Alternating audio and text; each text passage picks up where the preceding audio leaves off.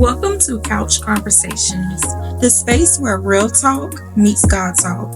We're two best friends who love Jesus, deep convos, and a whole lot of laughs. From relationships and faith to the messy middle of adulting, we're chatting about it all right here on the couch. So grab your snacks, get cozy, and let's get into it. This is Couch Conversations. So she said, I saw someone say comparison is so dangerous because you could be comparing where God has you versus what the devil has them. Crazy thing about God can literally be isolating you literally and like healing, develop your season. Like it can feel quiet, it can be lonely. Your wilderness season. And that's why you cannot despise like your process because you're not behind. And anytime that you feel like yourself is getting upset or anything, understand that nobody's in a rush with you. So that's what she said. Yeah. So just like understanding that ain't nobody in a rush but you. Right. It goes back to what we said about just trusting the process Mm-hmm. and just like you said, being patient and not being a rush of things. And I think kind of society has kind of forced us to be like, and also like in this episode as well, gotta get it or and the I gotta get previous it right one, now, and it has to be done. Like I do this, all where right. we talked It's almost about, like a checkbox thing. Like yeah, I like need a to timeline. yeah, like a timeline. And if you don't but it's like who's fit that timeline or follow like, that timeline, then you are feel you like you're not where you're supposed to you're be. a failure, and you're behind. You're behind. Like, and that's something we've also talked about. Right. And your gift may look completely different from my gift. Right. And just And even with the gift, sometimes we sit on our gifts. Like sometimes our gifts is what God uses to place us in those rooms that we talked about before. But again, with the selling ourselves short, or we try to overthink the gift.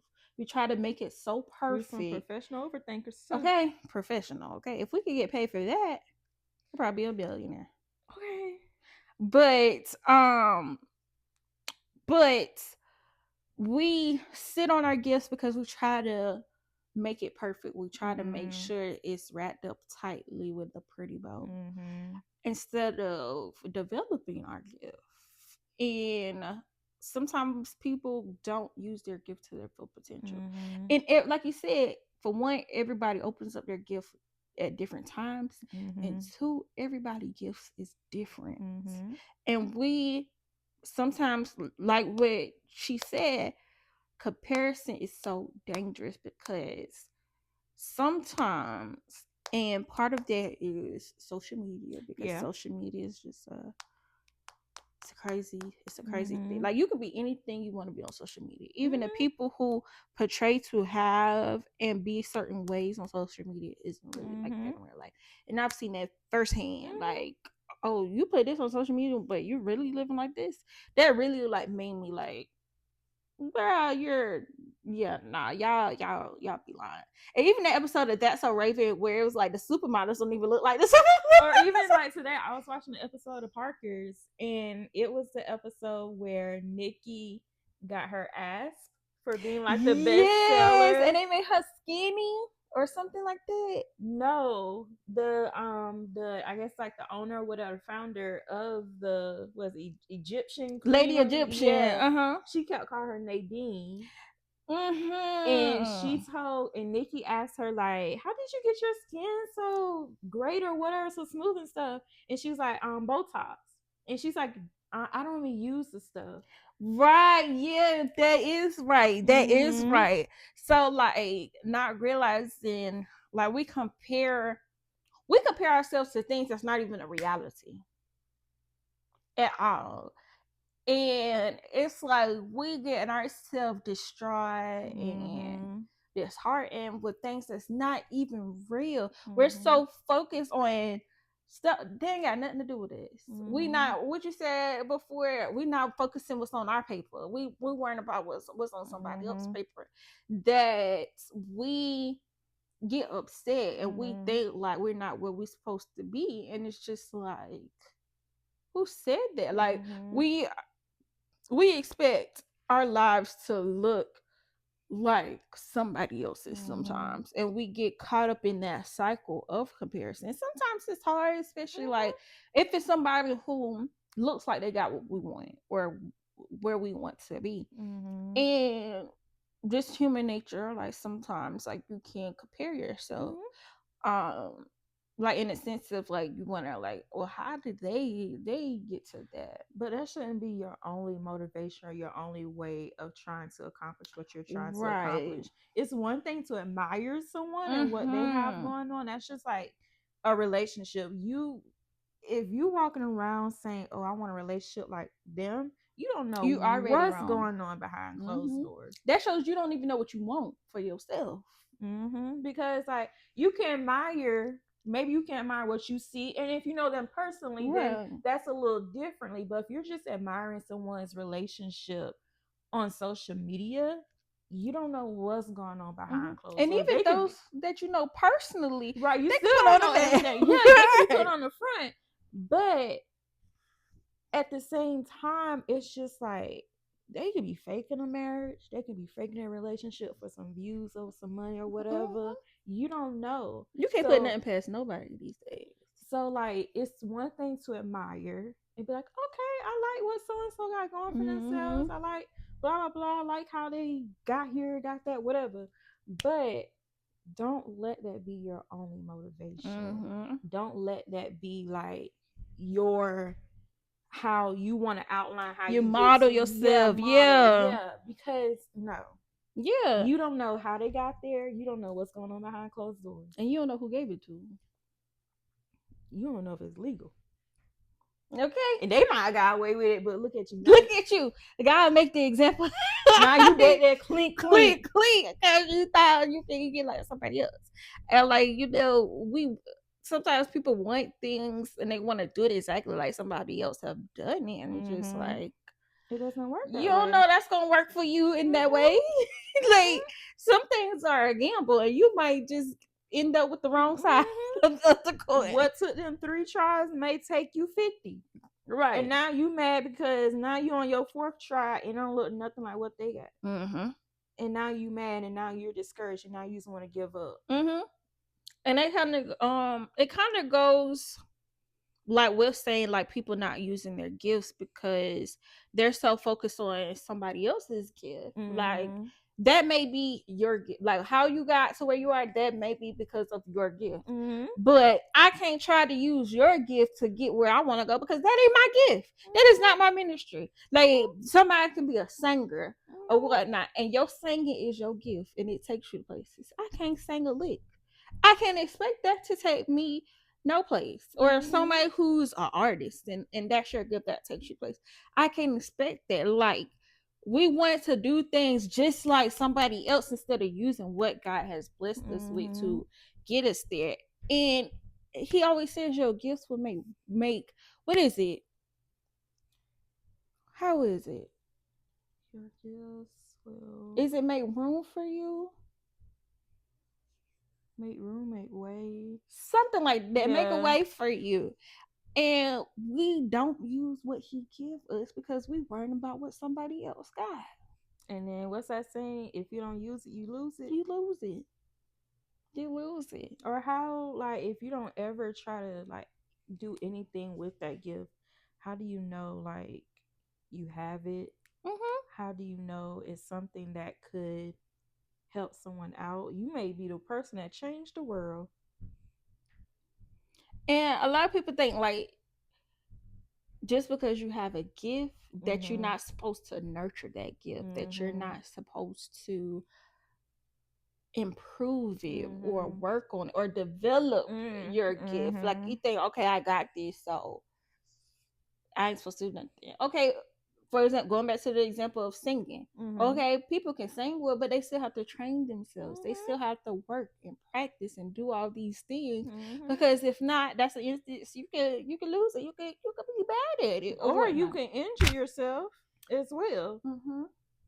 And also, we have to stop being or stop not wanting to be uncomfortable.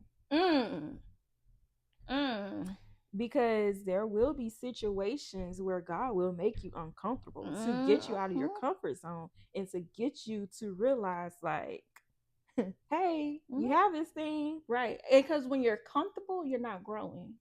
You're stagnant. Like, you're not going anywhere but staying where you are. Like, you need not to be a person that's always comfortable. It's okay to enjoy it for a moment, but you don't need to get too comfortable because then you feel like you don't need to do nothing else. You just let it sit.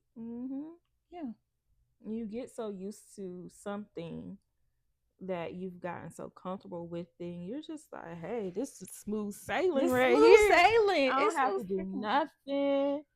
And now it's time for you to move on to something. Now you just feel uncomfortable. You feel not at ease.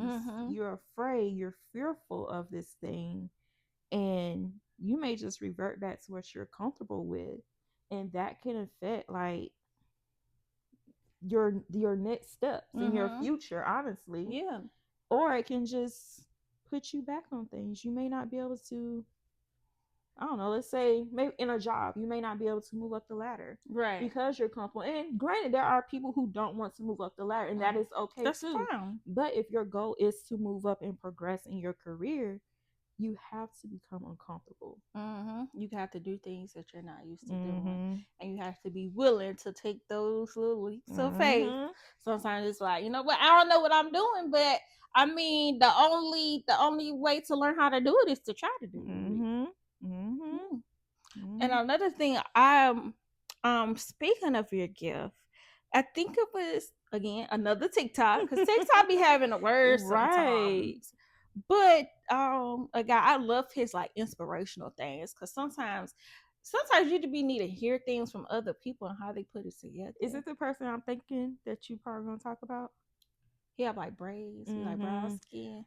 And he says so eloquently. It's the way, it's like he be attacking you, but at the same time, it's just like he doing it in a loving way, right? Yeah. Or as if he's reading off a monologue or something like that. That's what it is. But yes, I love his videos. But basically, it was like saying your gift look good on you. Yeah. And no matter what may come in the way of it, no matter what tries to turn you from it, it's yours, and there's nothing that can take that away from you. There's nothing that can take that away from you. So accept your gift, use your gift, because it looks good on you. Let it shine through you. You know, don't let it be sitting in the shadows in the corner and you really not bringing nothing to it, because your gift brings out your potential. It elevates you, but it only elevates you if you let it. You can't let things like you said, like you have your gift, and if things doesn't go exactly how you think it should, then you start questioning if this gift is yours. And it's like, it is yours. You just have to accept it and trust it and let it do its thing. And you get out the way a little bit. Again, it's going back, walk into that room like God sent you. Because why are you questioning why God put you in this room? Right. It's yours. It's yours. He wants it to be yours, and now you're questioning it. Questioning it. You have all these questions. Are you sure, God? You sure you meant that for me? I'm scared, God. I don't know what to do in this room. There's these people looking at me, and then there's all this other stuff. I'm not comfortable with this. I'm fearful of this. I'm not used to this. What am I supposed to do? He gonna be like, okay, get used to it. Get uncomfortable. You here now. What you gonna do? Right. Get uncomfortable. Learn the people in the room. Look them in the eye. Look them in the face. Look at everything. Read the room. That's the only way you're gonna know it. What, you always gonna walk in fear? You never gonna do more because you afraid? And now where you gonna be? Stuck.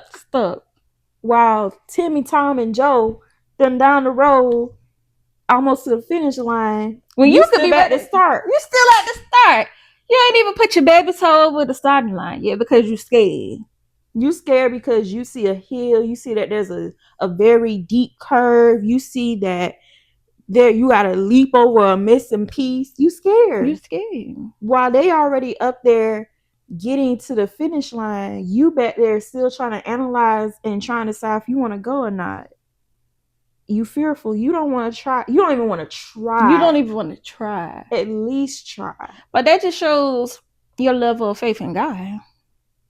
Like you ask him for these things. You ask him to move you and place you in things. But you don't have faith in him to not only get you there, but to give you the things that you need to maneuver in those rooms and move in those rooms. So you're going to let fear take over your faith. And he equips you with the tools you need. But you don't want to use them.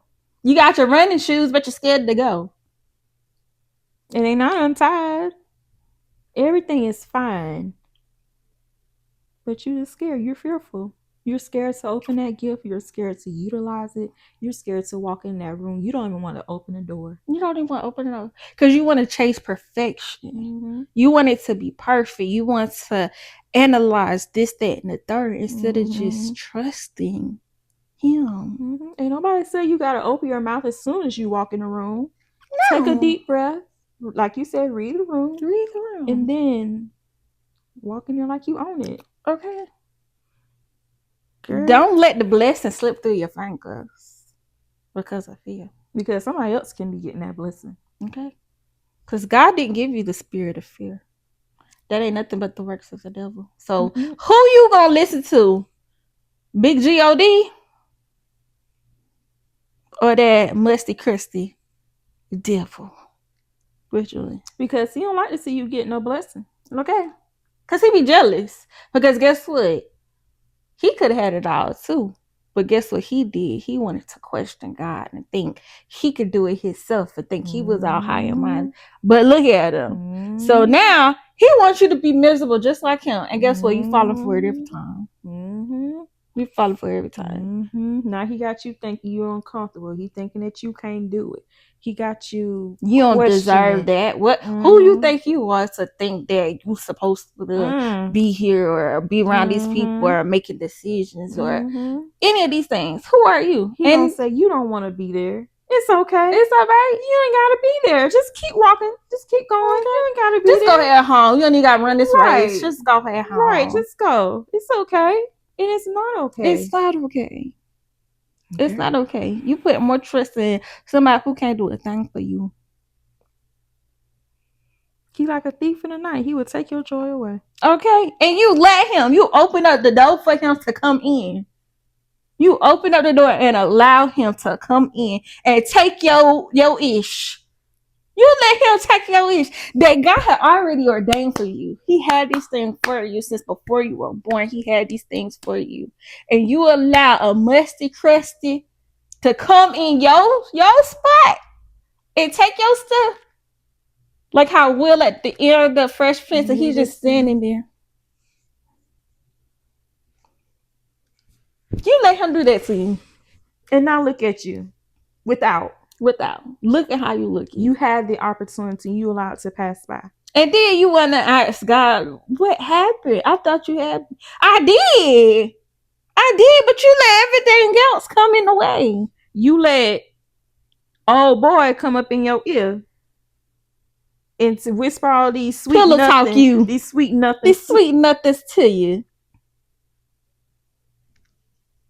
So yeah, I took the opportunity away because you didn't know how to appreciate. You didn't want it. And you at first you said you want it, but now that you have it, now that I've given it to you, you don't want it anymore. Now you unsure.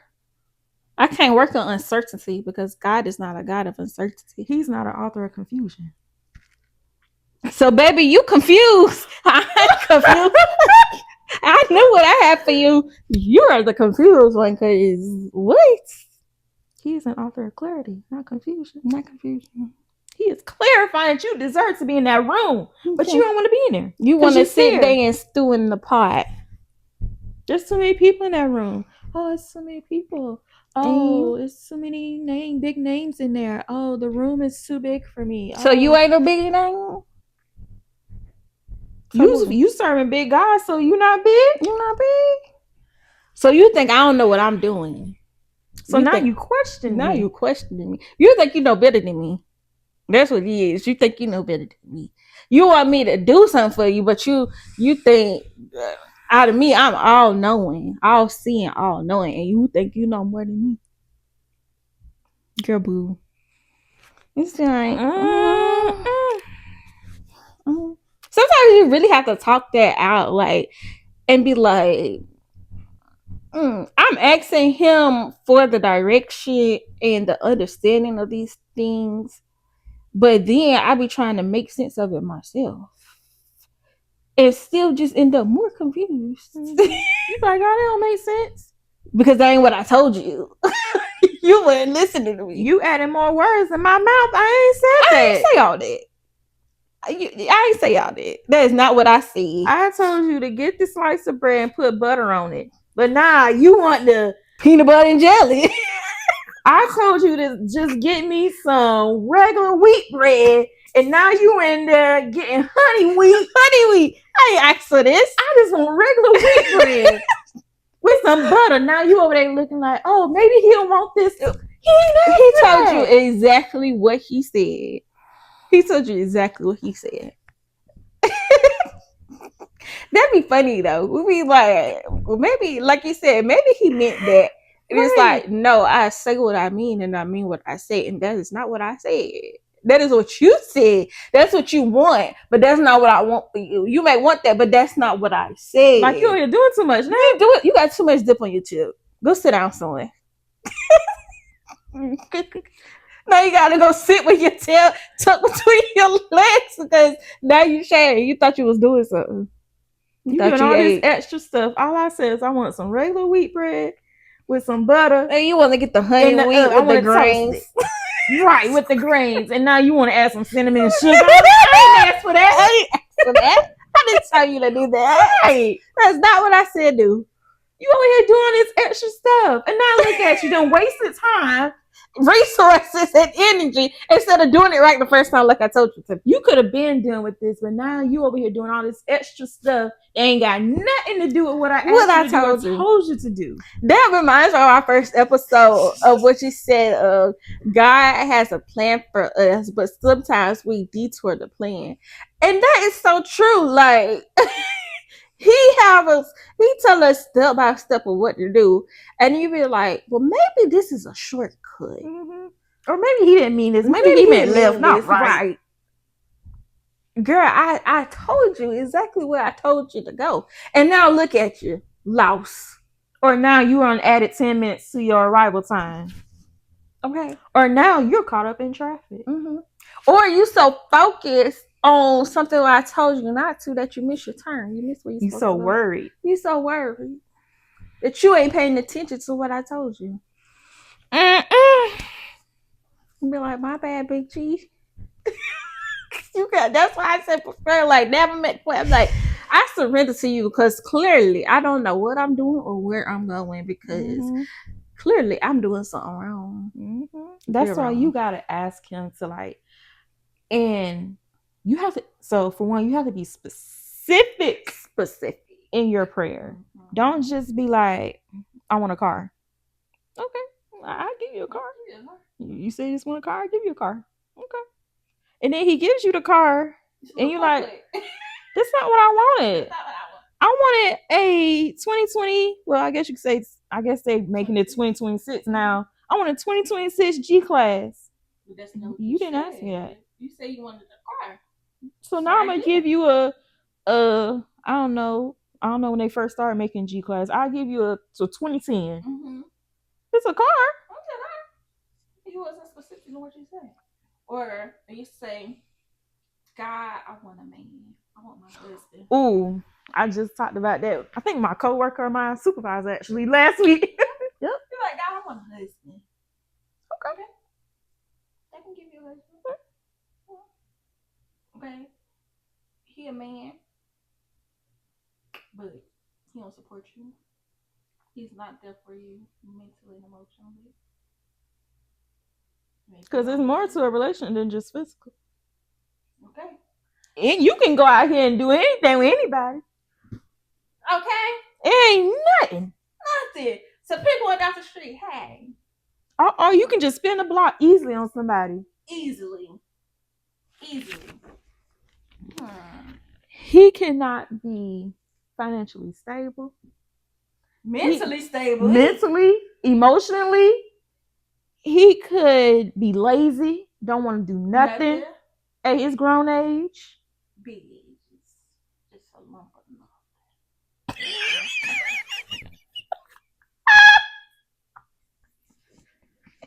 nothing. Instantly thought of Medea.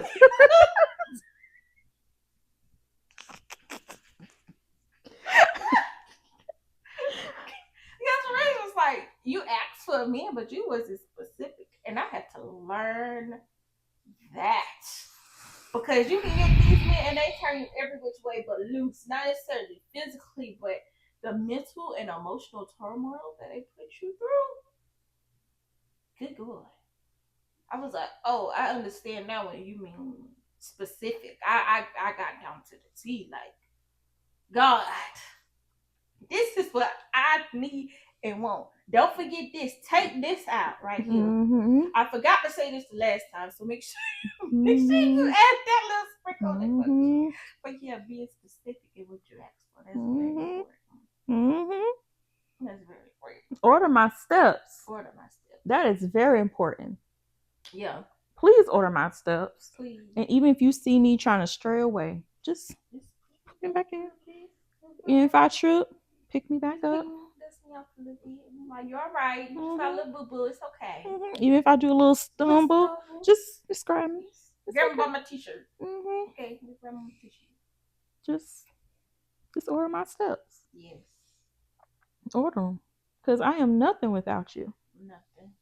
I can't do this by myself. I really can't. I really can't. I tried. I ain't got nowhere. If anything, I set myself back. Okay. Way back. It's like all in all, like you need God, like in the midst of it all. And when He provides us with what we need to use what He gives us purposefully. And like we said, whatever your gift may be, learn your gift, nurture your gift. What do you think your gift is? I've been trying to figure that out. I think one of my gifts, because I don't know if I have multiple gifts, but I think one of my gifts is my ability to connect with people.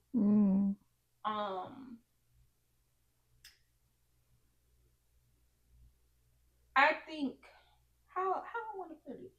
I have a really soft spot for people. It don't even have to be just people I know. Like, I think my heart is my gift. And I know in the past I've allowed things that I have encountered with people and hurt that I've experienced from people to harden my heart. Knowing that that's not in me. Like, that's not in me at all. Like, yeah, people may call me mean sometimes. I can be mean, but I feel like for me, my heart is my purest thing about me. Sometimes it can get me hurt because I care so much about people, and even people I don't know. I'm so like I said, people may call me mean, but I'm such a sensitive person. Like, I'm the type of person that I'll be crying at like, I saw a video. It was, oh Lord, I'm about to cry again. It was a baby. She passed away, and they had a little Minnie Mouse doing the actual wear a crown little thing to her. And the baby was so small, and I was like, oh my God. And all I could think about was the mama. I was like, But even like, not just that, it's just like my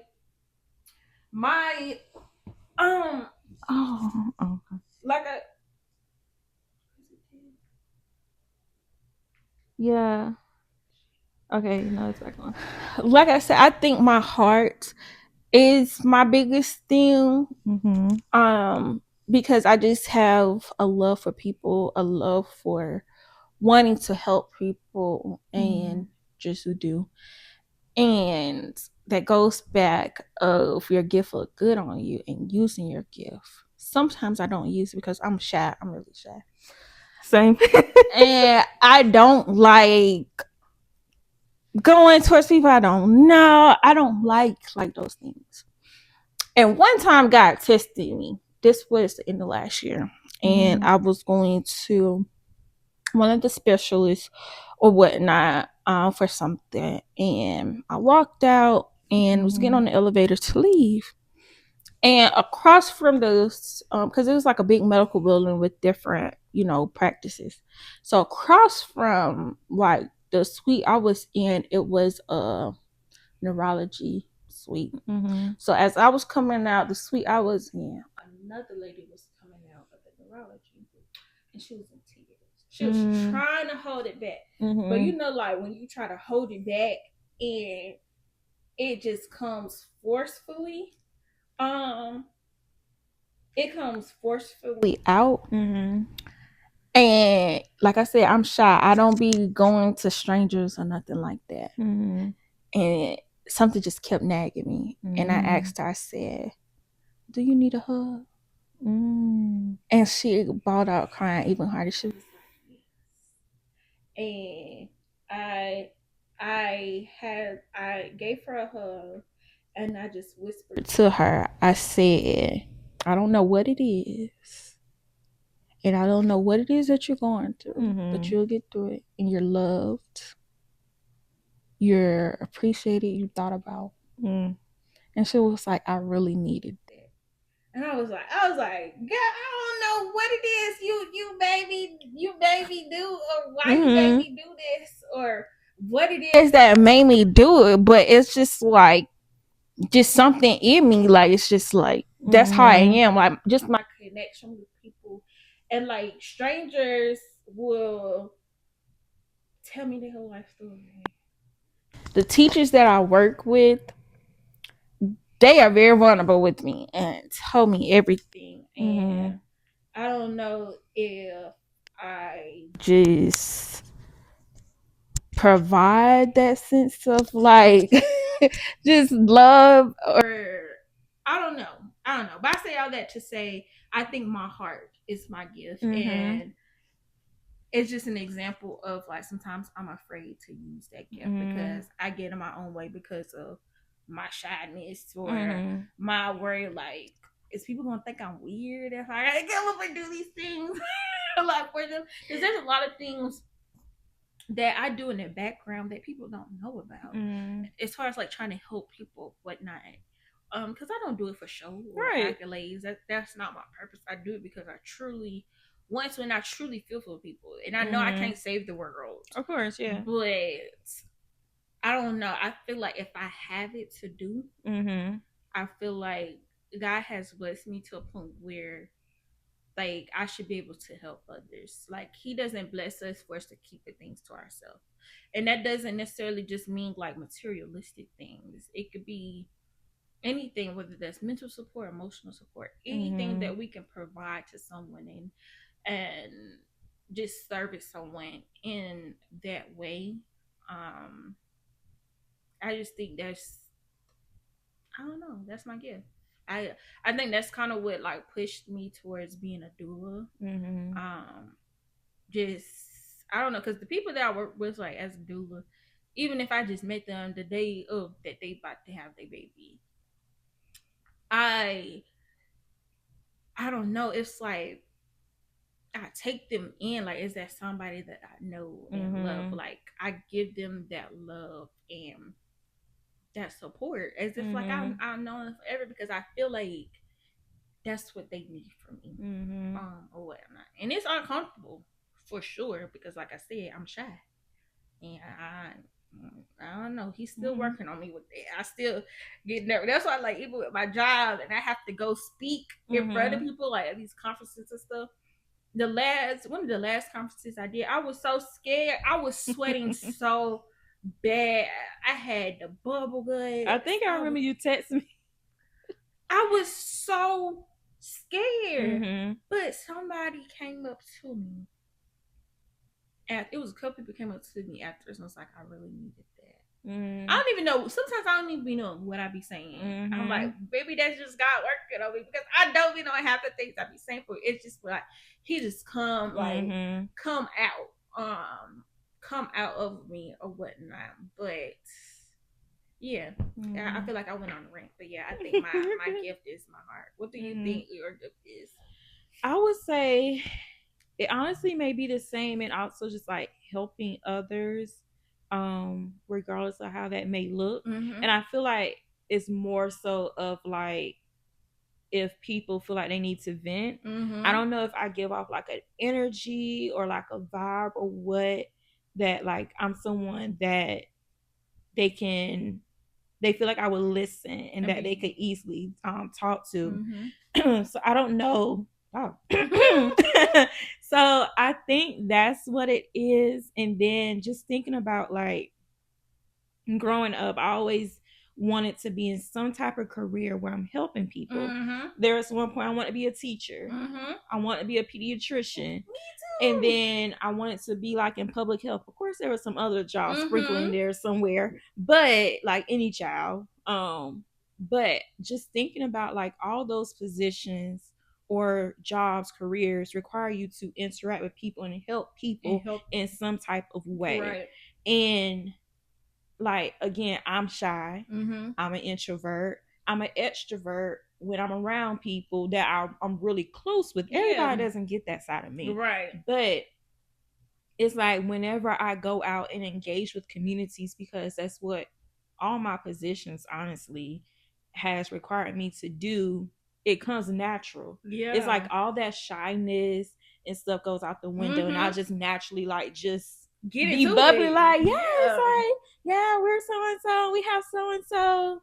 And then after they leave the table, I'm just right, like, oh my gosh, that took so much. Right. And then it's like I may be scared, but it's like as soon as I get up there and start doing whatever it is I need to do, it's like all that goes away. And it's just like, well, I was just scared and shaking in my boots a minute ago, and now that I'm actually up here speaking and stuff, it's going away.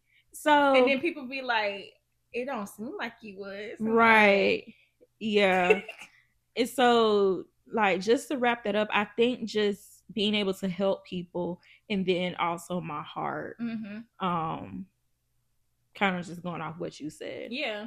But I think this has really been a good episode. For sure. Talking about our gifts and talking about just walking into the rooms that God sent us.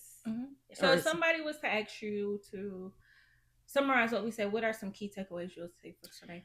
I would say, honestly, like walk in the room like God sent you, because He sent you there for a reason. You need to be able to go in there and captivate that room. Like walk in there like you own it. Like I'm the head one up in here. Right. So I would say that, like, regardless if you're uncomfortable, it's okay. You're going to be uncomfortable at first, but you'll eventually like be able to grow some comfortability and be able to really show out in that room. Right. And just being able to really act on your gift.